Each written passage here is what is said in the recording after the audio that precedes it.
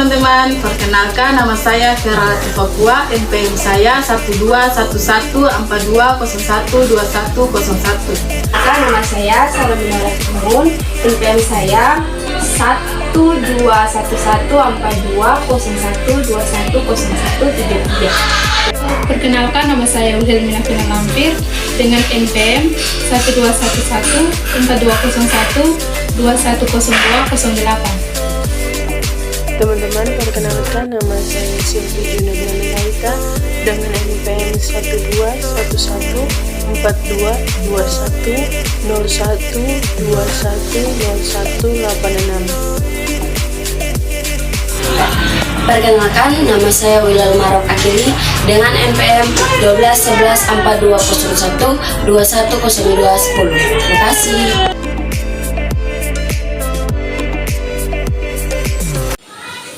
Pada hakikatnya, keselamatan dan kesehatan kerja merupakan suatu usaha untuk menciptakan perlindungan dan keamanan dari berbagai risiko kecelakaan dan bahaya, baik fisik, mental, maupun emosional, terhadap pekerjaan, perusahaan, masyarakat, dan lingkungan. Di samping itu, keselamatan dan kesehatan kerja diharapkan dalam menciptakan keamanan kerja, keselamatan kerja yang tinggi, kualitas hidup sebagai persepsi seseorang tentang posisinya dalam kehidupan, dalam hubungan dengan sistem budaya dan nilai setempat, dan berhubungan dengan cita-cita, pengharapan, dan pandangan-pandangan yang merupakan pengukuran yang multidimensi, tidak terbatas hanya efek fisik maupun pengobatan. Kondisi kerja telah berubah, dampak pada faktor risiko psikososial telah meningkat, maka kinerja perawat akan semakin rendah. Psikologis tuntunan pekerjaan adalah salah satu risiko psikososial utama dalam pekerjaan dan mengacu pada aspek pekerjaan yang akan membutuhkan usaha mental atau emosional. Hampir 2/3, 60,7% dari bidang mengalami moderat tingkat tinggi kelelahan emosional, dan 1/3, 30,3% mengalami depersonalisasi berkaitan dengan kelelahan kerja. Perbedaan yang signifikan ditemukan antara kelompok bidang berupa shift kerja yang berlebihan dan beberapa masalah psikososial termasuk dalam beban kerja yang berlebihan. Menurut Mossadegh 2013, 1/3 dari perawat rumah sakit dan Iran mengalami stres kerja yang tinggi diakibatkan oleh jumlah upah yang tinggi memadai, kurangnya staf, kurangnya promosi, ketidaknyamanan saat bekerja, dan kurangnya dukungan manajemen. Lebih dari 35% dari perawat menyatakan bahwa mereka sedang mempertimbangkan untuk meningkatkan rumah sakit jika mereka dapat menemukan peluang pekerjaan yang baru. Menurut Houtman 2012, sebanyak 27.037 PNS stres kerja meningkat antara tahun 2005 dan 2010, serta paparan pekerjaan faktor psikososial seperti beban kerja yang tinggi, kontrol pekerjaan yang rendah, dukungan sebaya rendah, hubungan yang buruk, ketidakjelasan peran dan konflik, dan kurangnya konsultasi dan informasi tentang perubahan. Maret 2015, karyawan Rumah Sakit Banyuwangi Semarang menyatakan adanya pengaruh beban kerja dan kecerdasan emosional terhadap kinerja sebesar 65,8%. Kasmiati DKK 2015. Aspek fisik dan psikososial dinilai saling berkaitan. Secara spesifik, ditunjukkan bahwa tingginya angka depresi berhubungan dengan buruknya fisik. Kebutuhan psikologis yang tidak terpenuhi dapat menyebabkan pasien mengalami berbagai masalah seperti depresi.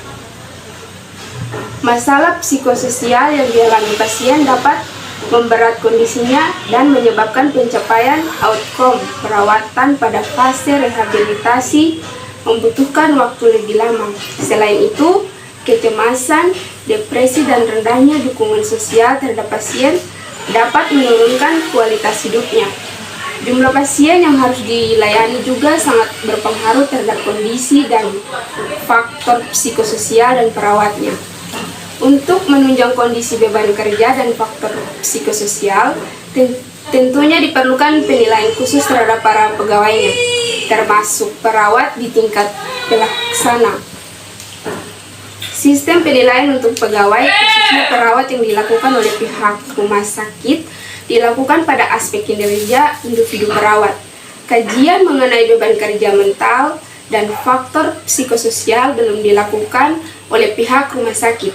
Dengan alasan demikian, rumah sakit militer perlu untuk memperhatikan beban kerja mental dan faktor psikososial dari perawatnya.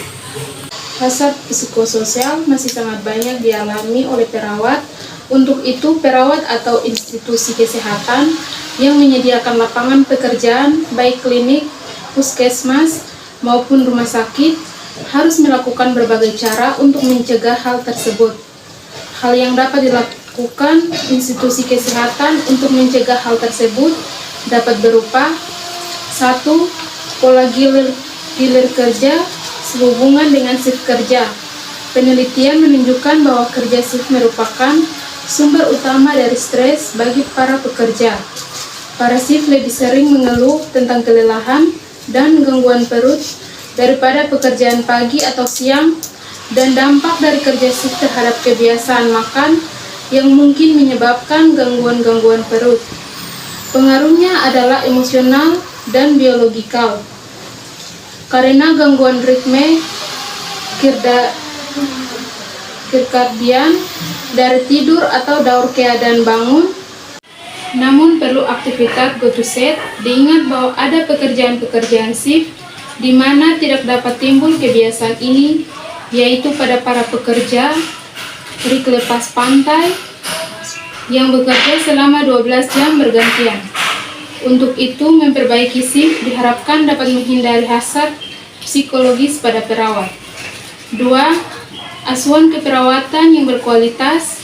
Asuhan keperawatan yang berkualitas yang diberikan oleh perawat perlu dilindungi oleh Undang-Undang RI Nomor 36 Tahun 2009 tentang Kesehatan. Pasal 164 menyebutkan bahwa upaya kesehatan kerja ditunjukkan untuk melindungi pekerja agar hidup sehat dan terbebas dari gangguan kesehatan. Menyatakan pemimpin termasuk pemerintah diwajibkan untuk memberikan informasi kepada karyawan tentang bahaya-bahaya yang ada di tempat kerja serta cara untuk menghindarinya. Salah satu tempat yang memiliki bahaya adalah rumah sakit. Bahaya di rumah sakit akan berdampak pada kesehatan perawat, keselamatan perawat, dan selanjutnya pada kualitas pelayanan di rumah sakit.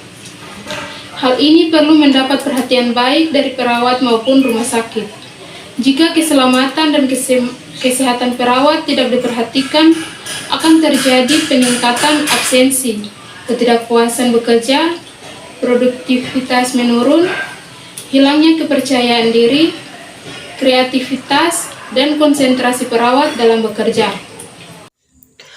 Komunikasi dan hubungan tim. Komunikasi dan hubungan tim juga merupakan salah satu hal penting dalam meningkatkan keselamatan perawat. Komunikasi dan hubungan tim merupakan sebuah proses yang dapat dilaksanakan melalui rapat pengumpulan informasi, pendapat dalam melaksanakan program kerja, evaluasi program kerja, penyelesaian masalah bersama, bimbingan serta arahan, serta penjelasan yang bermanfaat untuk mengurangi kesenjangan komunikasi antar pimpinan dan sesama staf.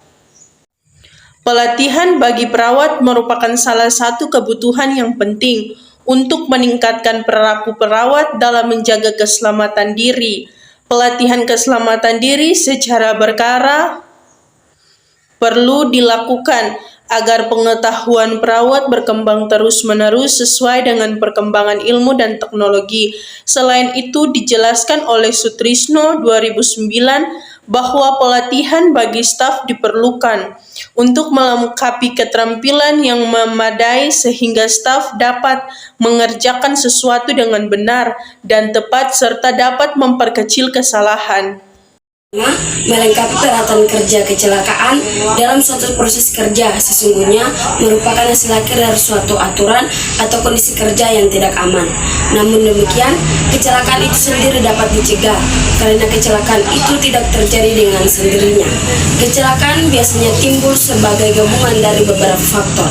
3 faktor yang utama adalah faktor peralatan teknis, lingkungan kerja, dan pekerjaan itu sendiri.